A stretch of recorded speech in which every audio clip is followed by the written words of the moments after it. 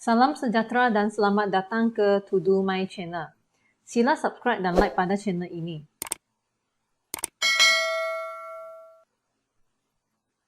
Hari ini kita akan bincang latihan buku teks matematik KSSM tingkatan 4, yaitu latihan praktis kendiri 3.1F pada muka surat 70. Okey, mari kita mula. Soalan 1. Tentukan nilai kebenaran bagi pernyataan matematik di bawah. Sekiranya palsu, berikan satu contoh penyangkal untuk menyokong jawapan anda. Soalan A. Semua segi empat tepat ialah segi empat sama.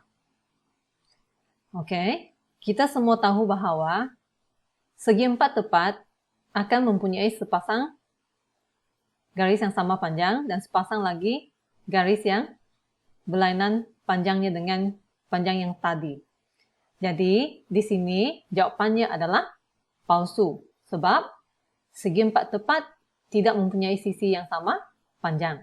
Soalan B. Sebilangan nombor kuasa 2 sempurna boleh dibahagi tepat dengan 5.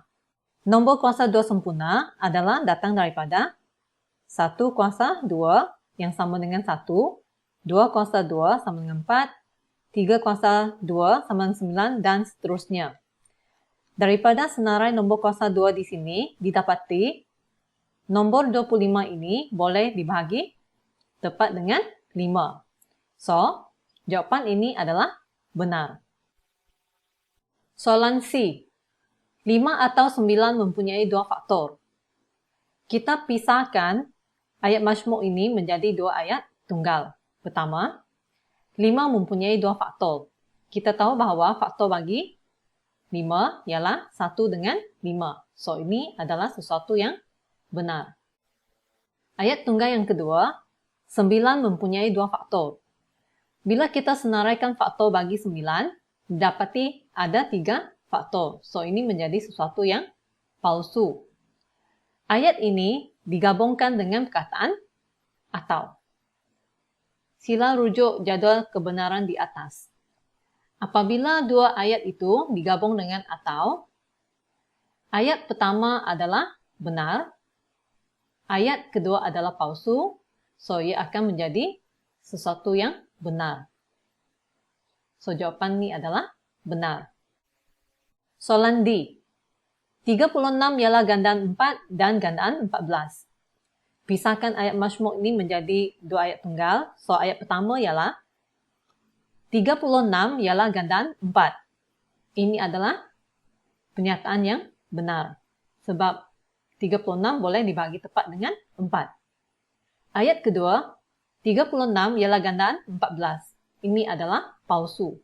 Sebab 36 tidak boleh dibagi tepat dengan 14. Perhatikan dalam soalan, dua ayat ini digabungkan dengan perkataan dan. Sila rujuk jadual kebenaran di atas. Apabila dua ayat digabung dengan dan, ayat pertama adalah benar, ayat kedua adalah palsu, maka gabungan dengan perkataan dan akan menjadi palsu. Jadi, itu sebab jawapan di sini adalah palsu. Sebabnya, ataupun contoh penyangkalnya ialah 36 tidak dapat dibahagi tepat dengan 14. Soalan 2. Tulis pernyataan matematik yang dikendaki dalam kurungan bagi setiap yang berikut. Kemudian tentukan nilai kebenaran bagi pernyataan yang ditulis. Sekiranya palsu, berikan satu contoh penyangkal untuk menyokong jawapan anda. Soalan A. 1 sifar-sifar asas 8 tolak 7 asas 8 sama dengan 1 asas 8. Buat penafian. Okey. Penafian akan menjadi 1 sifar asas 8 tolak 7 asas 8 tidak sama dengan 1 asas 8. Mari kita cuba buat hasil tolaknya. Sifar tolak 7 tak boleh ditolak, kita kena pinjam dari sebelah. Sebelah ini pun tak boleh, pinjam lagi dari depan. So, ini akan menjadi sifar. Pindah ke sebelah akan menjadi 8. 8 ini pun dipinjam satu ke sebelah lagi menjadi 7. So, bila ke sebelah menjadi 8 semula. 8 tolak 7 akan menjadi 1. Yang ini lajur kedua, 7 tolak 7 akan menjadi sifar. Dan yang ini juga adalah sifar hasilnya. So, jawapannya memang akan sama dengan 1 asas 8. Oleh itu, penafian di sini adalah sesuatu yang palsu. Contoh penyangkalnya, 1 sifar-sifar asas 8 tolak 7 asas 8 memang akan sama dengan 1 asas 8. Soalan kedua. B. Kuboid mempunyai 4 keratan rentas seragam. Dia nak kita buat penafian juga. Jadi, sila tengok gambar raja di sini. Kawasan berlorek sebelah kiri dengan kanan ini adalah sepasang keratan rentas seragam. Manakala yang atas dengan bawah ini adalah pasangan kedua keratan seragam. Satu lagi adalah yang depan dengan belakang ini. Satu lagi pasangan keratan rentas seragam. Oleh itu, bila kita buat penafian, kuboid tidak mempunyai 4 keratan rentas seragam. Ia akan menjadi sesuatu yang benar. Soalan C. Jika y sama dengan 2x lari dengan y sama dengan 2x tolak 1, maka y sama dengan 2x dan y sama dengan 2x tolak 1 mempunyai keturunan yang sama. Kita kena buat akas dia. Perhatikan di sini, yang depan ini adalah ayat P. Yang belakang ini adalah ayat Q. Bila kita nak buat akas, maksudnya kita kena terbalikkan kedudukan P dengan Q. Q di depan, P di belakang. Oleh itu, jawapan dia adalah jika y sama dengan 2x dan y sama dengan 2x tolak 1 mempunyai keturunan yang sama, maka y sama dengan 2x lari dengan y sama dengan 2x tolak 1. Akas ini adalah sesuatu yang benar sebab kita dah belajar di tingkatan 3 bahawa dua garis yang selari memang akan mempunyai keturunan yang sama. Soalan D. Jika segitiga ABC bersudut tepat di C, maka C kuasa 2 sama dengan A kuasa 2 tambah B kuasa 2. Kita kena bina songsangan.